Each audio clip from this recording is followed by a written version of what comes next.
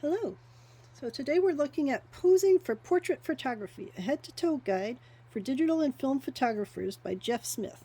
I think you could tell by the digital and film photographers that this was coming out, and it happened to come out in 2004 when the conversion was happening, when a lot of people were transforming over from film to digital. And you could say, okay, 2004 was quite a while ago, so this could have old information, but it's also true that human bodies haven't changed that much in the past 20 years. So a lot of the tips should be the same. And I will say that the tips are the same, and a lot of the advice he provides is valid. But the language in which he talks about people is definitely very dated. And as a person who was an adult taking pictures in 2004, this would have felt like a dinosaur talking in 2004, never mind, in modern times about the way things are going. So, one of the problems he has in here is that he seems to be obsessed with taking pictures of teenage girls, and pretty much all of the poses are teenage girls. This is supposed to be a book about posing people of all shapes, sizes, and colors, and they are all pretty much girls who are 15, 16, 17. And if he had said this is for doing yearbook books, pictures, or graduation pictures for young women, that would have been one thing, but he's presenting it as if this is a book about everyone, and then he just only happens to take pictures of young women.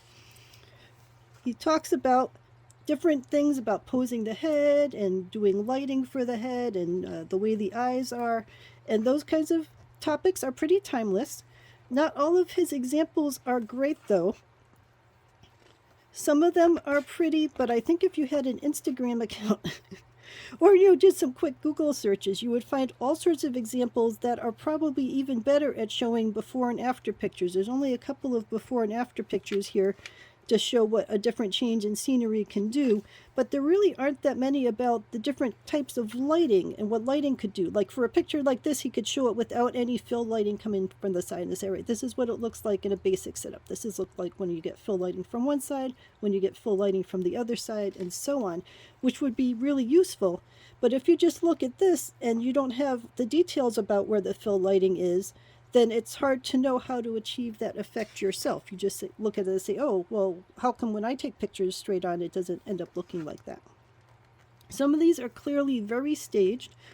Other ones are a little more unstaged look, but I mean, like this is clearly staged. But it would be good to have more of these pictures to show the straight on picture, to show the picture with like just one of these lit, to have multiple of them lit, to show the different stages of what's filling in on the face so you get a sense of how to do it yourself.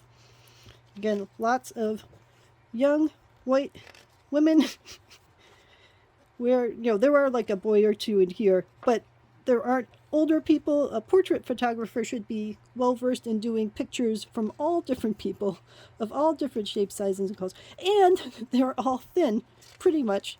And even when he talks about, oh, here, this one's.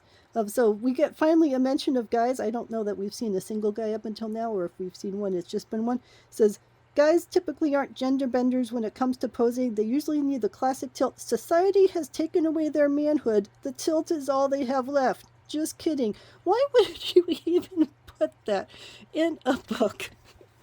I suppose if your book is only about women and how to take away their turkey necks, then guys don't really count. And it's just a little odd, right? More young girls, more young girls. Oh, look, it's a guy. And a classic tilt. Hopefully they have not taken away his manhood. It is just funny. Another guy.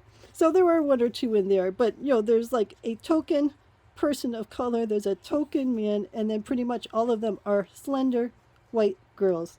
And then he puts in these comments. So he put in the comment about the guy saying, oh, they've all been emasculated. Then we get the comment about the woman. If a woman's taking a picture for her husband, you want to make the bust line appear as full and appealing as possible. Because, that's what guys only focus on. All they want is a woman with as busty a breast as possible. You don't want to do something like that hides her breast. No.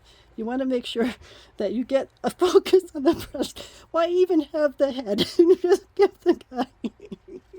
All right, I think he's my challenge is with this.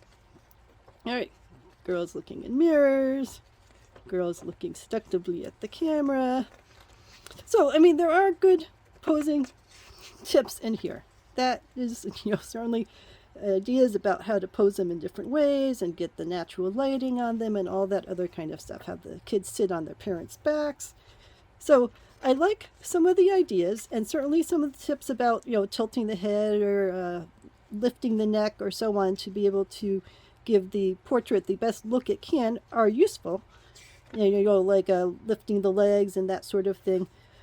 But a lot of the descriptions in here are iffy, and even as a photographer trying to create some of these poses, there isn't any detail that can help you. There's tiny little bits of detail, but not enough to be able to do these kinds of poses. So I think that there should have been more information. There should have been more multi-stage pictures. There's certainly enough room for pictures that you could have shown where the lighting was, you could have shown where the focus was, and all that other kind of stuff to be able to help photographers learn what you are talking about and help them get better pictures.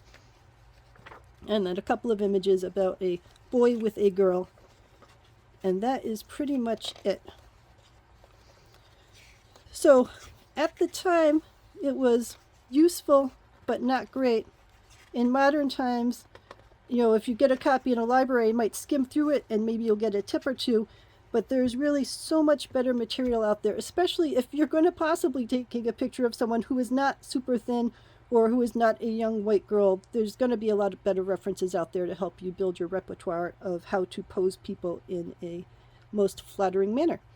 So let me know if you have any questions about this.